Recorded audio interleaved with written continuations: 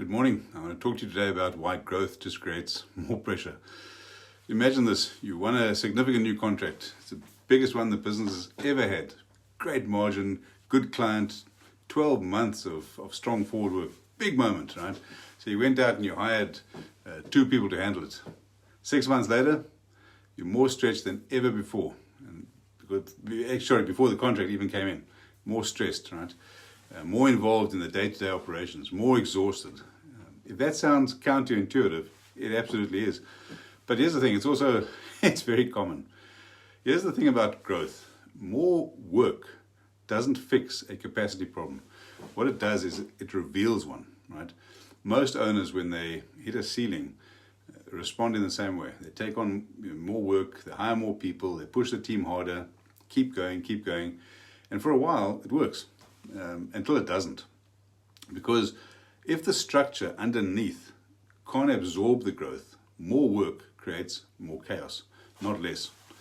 The business gets bigger and harder to run and more dependent on you as the owner to keep it together. That's what I call the capacity ceiling. It's not a headcount problem, it's a structural one. Here's the one most owners resist. The answer to a capacity problem is not more people. It's structure that makes people more effective.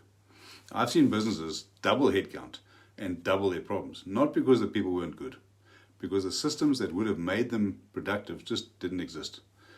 Right? This whole thing of you can't, that's not called delegation, it's abdication. New hires need onboarding. They need defined roles. They need clear decision authority. They need someone to manage them who isn't the owner. Without that, every new hire creates a net drain on owner time, at least in the short term. And in a business that was already stretched, a net drain on owner time makes everything worse. More people doesn't mean more capacity, it means more complexity. Unless, of course, the structure is ready to absorb them. Now, the owner I mentioned hired 2 people to solve the capacity problem. 3 months in, he was more stretched than ever. Right? Not because they weren't capable, because onboarding those people took time he didn't have, because the systems they needed to be productive simply didn't exist, because every question from them defaulted back up to him. He added more resource without building more structure, building the right structure. He solved the headcount problem but made the structural problem worse. The capacity and resource system is about more than headcount. It's about having a clear framework for how resource gets allocated, people, time, and attention. It's about a mechanism for prioritizing work that doesn't require the owner to be the triage point. Without that, every capacity decision defaults to the owner. Right? Who do we put on this job? What do we prioritize this week? Can we take on this new contract alongside what we already have? Every one of those questions landing with the owner means the capacity system just isn't working. The owner isn't the answer to a capacity problem. A working system is. Now, what does a business with a functioning capacity system look like? Number 1, priorities are set without the owner as the triage mechanism. New hires are productive within weeks because the onboarding is clear and the role is well defined. Growth creates capacity, not chaos, because the structure can absorb it. And the owner reviews resource allocation.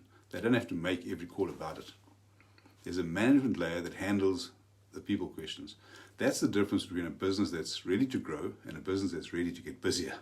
Those are entirely different things. Here's the question I want you to sit with. If you doubled revenue next year, would your business handle it, or would it break under the weight? It's not a comfortable question, but it's an important one. If the honest answer is it'd break, then your capacity system is where you need to start. Not by hiring more people, by building the structure that makes the people you already have and the people you're about to hire actually effective. There's links below. I'll see you next week. Have a fantastic one. All the best. Cheers.